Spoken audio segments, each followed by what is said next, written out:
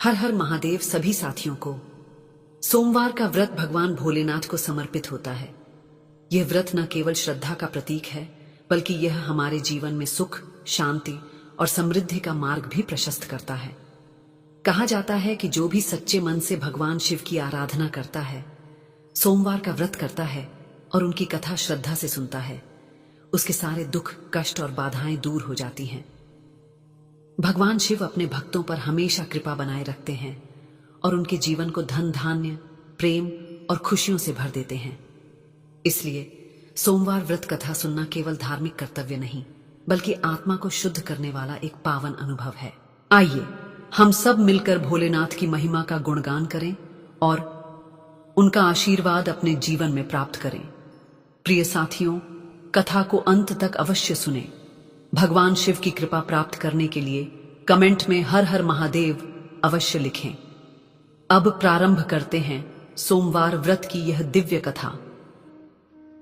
बहुत समय पहले की बात है, एक ऐसे कालखंड की जब देवों और मनुष्यों के बीच का अंतराल आज जितना गहरा नहीं था। उस युग में काशी नगरी से कुछ दूर एक छोटा सा पर समृद्ध व्यापारिक केंद्र था। इसी केंद्र में धर्मदास नामक एक व्यापारी अपनी सूझबूझ, ईमानदारी और परिश्रम के लिए विख्यात था। उसका व्यापार दिनों दिन फलता फूलता था। रेशमी वस्त्रों से लेकर मसालों तक उसके गोदाम हमेशा भरे रहते थे और उसकी दुकान पर ग्राहकों की भीड़ लगी रहती थी। धर्मदास का जीवन सुख शांति से परिपूर्ण था।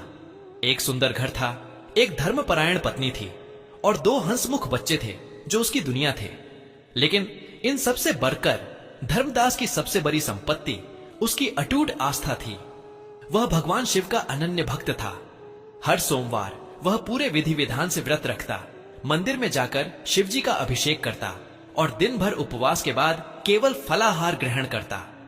उसकी भक्ति दिखावे की नहीं, हृदय की गहराइयों से निकली थी। वह मानता था कि उसके जीवन में जो भी सुख समृद्ध है वह सब महादेव की ही कृपा है। परंतु समय का पहिया कब और कैसे करवट बदलता है यह कोई नहीं जानता। नियति का खेल बड़ा विचित्र होता है। एक दिन अचानक ही धर्मदास के व्यापार का सूरज ढलने लगा। पहले तो यह धीमा धीमा अदृश्य सा बदलाव था। बाजार में मंदी का दौर आया, नए प्रतिस्पर्धी आ गए और उसके पुराने वफादार ग्राहक भी धीरे धीरे कम होने लगे।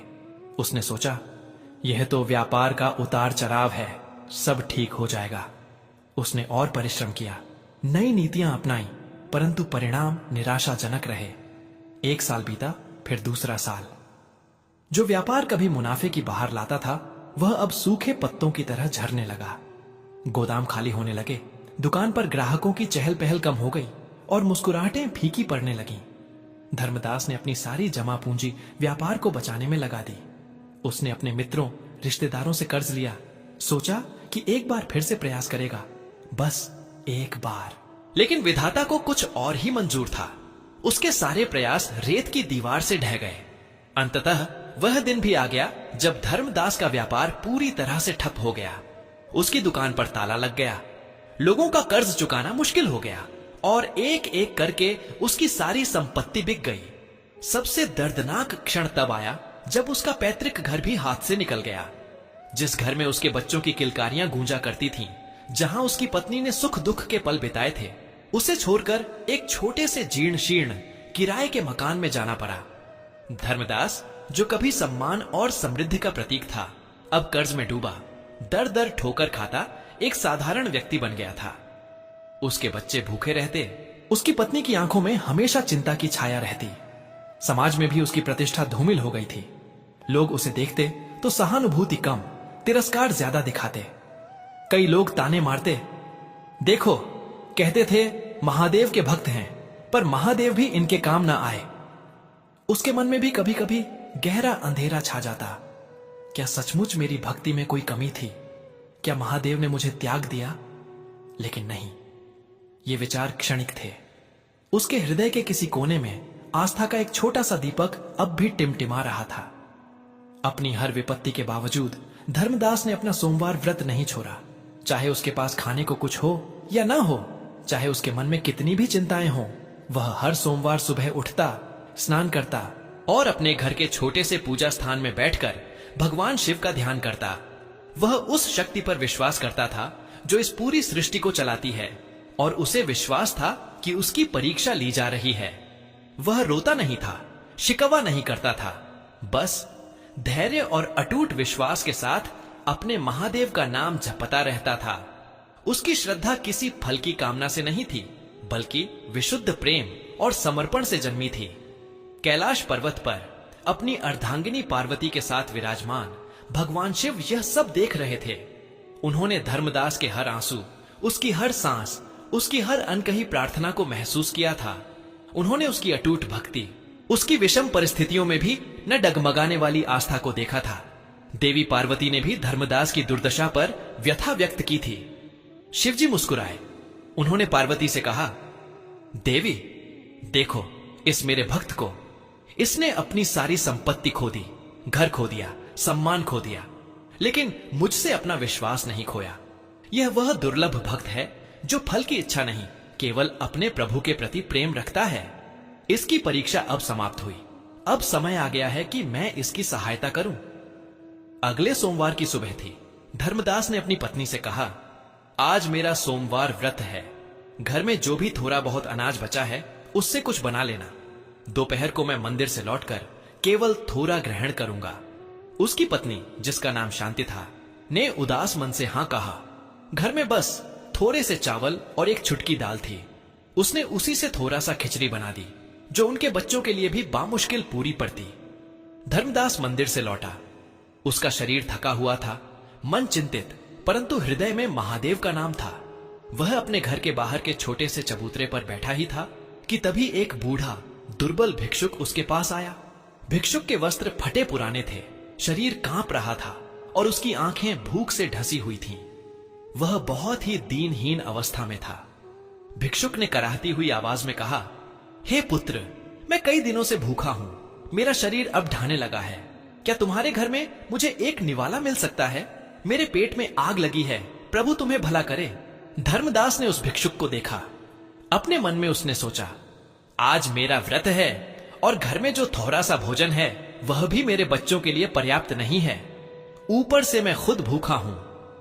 यह विचार एक क्षण के लिए उसके मन में आया, लेकिन तुरंत ही उसने उसे झटक दिया। उसके भीतर का सच्चा शिव भक्त जाग उठा। उसने सोचा, यह तो महादेव का ही रूप है जो मेरी परीक्षा लेने आया है। मैं कैसे एक भूखे को अपने द्वार से खाली हाथ लौटा सकता हूं, खासकर तब जब मेरे प्रभु अतिथि देवो भव का संदेश देते हैं। उसने तुरंत अपनी पत्नी को आवाज दी, शांति, देखो एक भूखे अतिथि हमारे द्वार पर आए हैं, जो भी भोजन है सब ले आओ। शांति अंदर से आई। उसने भिक्षुक को देखा और उसका हृदय भी द्रवित हो उठा। उसने अपने पति से कहा, स्वामी, घर में बस इतनी सी खिचड़ी है जो बच्चों के लिए भी पूरी नहीं पड़ेगी। आप भी भूखे हैं और मेरा मन भी। धर्मदास ने स्नेहपूर्वक उसकी बात काटी। नहीं शांति, अतिथि देव का रूप होते हैं और यह तो अति दीनहीन दिख रहे हैं। इन्हें भोजन कराना हमारा परम कर्तव्य है। हमें चिंता नहीं करनी चाहिए, महादेव सब देखेंगे। उसने भिक्षुक की ओर मुड़कर विनम्रता से कहा, बाबा आइए, भीतर आइए। मेरे पास जो कुछ भी है मैं आपको सहर्ष अर्पित करता हूं। भिक्षुक धीरे धीरे अंदर आया और चबूतरे पर बैठ गया। शांति ने अंदर से वह थोड़ी सी खिचड़ी एक पत्ते पर रखकर लाई। वह मुश्किल से एक व्यक्ति का पेट भर सकती थी, और वह भी किसी बच्चे का। भिक्षुक ने खिचड़ी को देखा। उसने धर्मदास से पूछा, पुत्र, क्या तुम सचमुच यह सारा भोजन मुझे दे दोगे? क्या तुम खुद नहीं खाओगे? और तुम्हारे बच्चे? मैंने सुना है कि तुम्हारा व्यापार भी ठप हो गया है और तुम खुद भी दिनों से भूखे हो। धर्मदास ने शांत भाव से उत्तर दिया, बाबा आप सही कह रहे हैं। मेरा जीवन अभी कठिनाइयों से भरा है। मेरा व्यापार खत्म हो चुका है, मेरा घर छीन लिया गया है और आज मेरा सोमवार व्रत है। मेरे बच्चे भी भूखे हैं, परंतु मेरे धर्म ने मुझे सिखाया है कि एक भूखे को भोजन कराना सबसे बड़ा पुण्य है। अगर मैं इस थोड़े से भोजन को आपको नहीं दे पाता तो मेरे व्रत का क्या अर्थ, मेरी भक्ति का क्या मूल्य? महादेव से मैंने कभी कुछ मांगा नहीं, बस उन्हें प्रेम किया है। मुझे विश्वास है कि वह किसी को भूखा नहीं सोने देते। आप इसे ग्रहण करें। भिक्षुक ने फिर प्रश्न किया, उसकी आवाज में एक अजीब सी गहराई थी। पुत्र, क्या तुम्हें अपने भाग्य से कोई शिकायत नहीं? क्या तुम्हें महादेव पर क्रोध नहीं आता कि उन्होंने तुम्हें इस दशा में पहुंचा दिया? धर्मदास ने मुस्कुराते हुए कहा, शिकायत? नहीं बाबा, कैसी शिकायत? यह सब मेरे कर्मों का फल होगा, या शायद यह महादेव की ही परीक्षा होगी। मैं तो उनका दास हूं, सुख दुख सब उनकी ही माया है। हां, मेरा मन कभी कभी दुखी होता है, पर मेरा विश्वास कभी नहीं डगमगाता। मुझे पता है वह जो करते हैं अच्छे के लिए ही करते हैं। भिक्षुक ने एक गहरी सांस ली और धीरे धीरे उस थोड़ी सी खिचड़ी को खाने लगा। धर्मदास और उसकी पत्नी शांति उसे देखते रहे। उनके मन में एक अजीब सी शांति थी, भले ही उनकी अपनी भूख जल रही थी। जब भिक्षुक ने खिचड़ी पूरी कर ली तो उसने अपनी आंखें उठाईं। उसकी आंखों में अब भूख की पीड़ा नहीं, बल्कि एक दिव्य चमक थी। उसके दुर्बल शरीर से एक अद्भुत आभा निकलने लगी। फटे वस्त्रों के स्थान पर दिव्य वस्त्र प्रकट हुए। उसकी काया विशाल और तेजस्वी हो उठी। धर्मदास और शांति ने देखा और उनकी आंखें फटी की फटी रह गईं। उनके सामने कोई साधारण भिक्षुक नहीं, बल्कि स्वयं त्रिलोकीनाथ भगवान शिव अपने भव्य और ज्योतिर्मय रूप में खड़े थे। उनके मस्तक पर चंद्रमा, गले में सर्प, हाथ में त्रिशूल और डमरू सुशोभित था।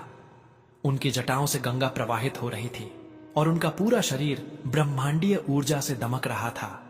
धर्मदास और शांति भय और विस्मय से कांप उठे। वे तुरंत घुटनों के बल बैठ गए और हाथ जोड़कर सिर झुका लिया। उनकी आंखों से अश्रुधारा बह निकली। यह आनंद के आंसू थे, कृतज्ञता के आंसू थे और अपने प्रभु के दर्शन पाकर धन्य होने के आंसू थे। भगवान शिव ने अपनी गंभीर परंतु अत्यंत मधुर वाणी में कहा, उठो मेरे प्रिय भक्त धर्मदास, उठो मेरी पुत्री शांति।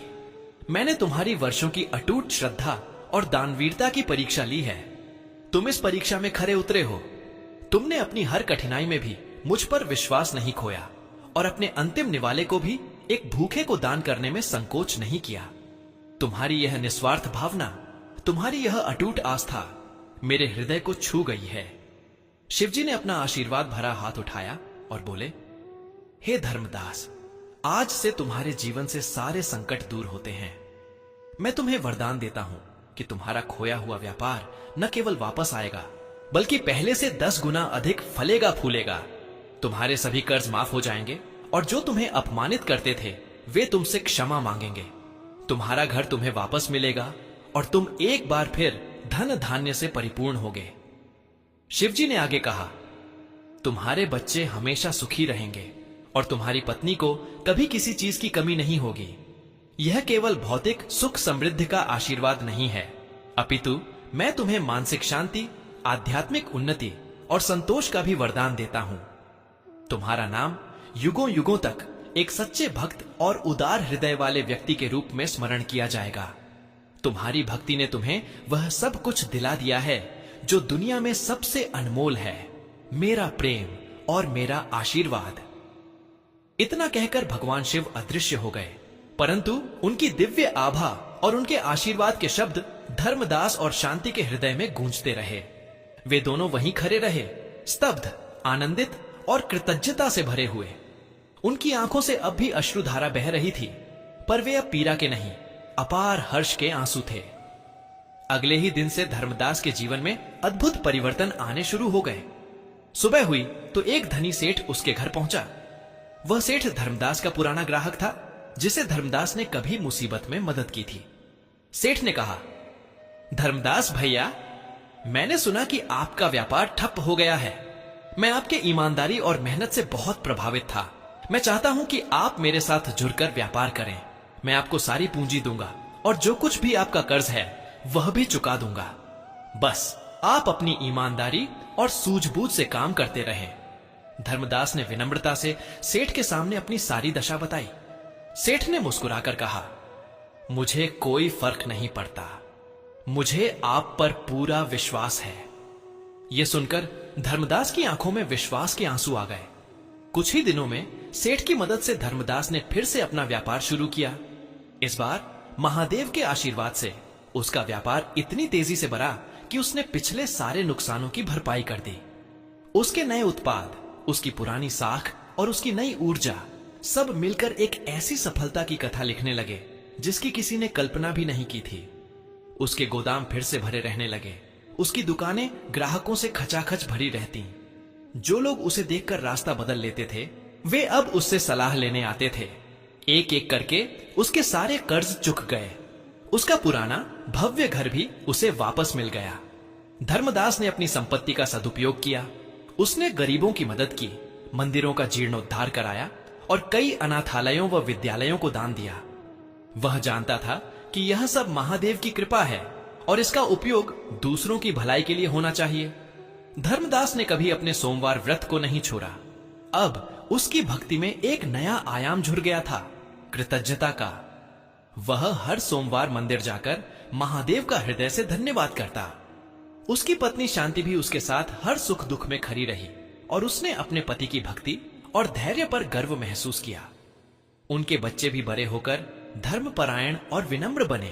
अपने माता पिता के गुणों को अपनाते हुए धर्मदास का जीवन यह सिद्ध करता है कि सच्ची आस्था, निस्वार्थ सेवा और विषम परिस्थितियों में भी धैर्य न खोने का फल अवश्य मिलता है।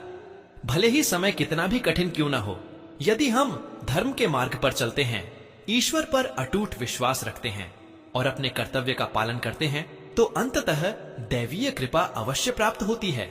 महादेव अपने सच्चे भक्तों को कभी अकेला नहीं छोड़ते।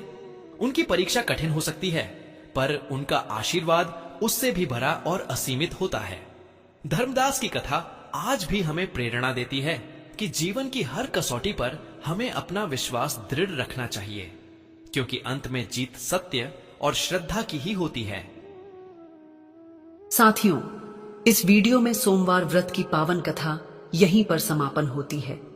हम कामना करते हैं कि भगवान शिव की कृपा बनी रहे, आपके जीवन में सदैव सुख, शांति, समृद्धि हो और सकारात्मक ऊर्जा का संचार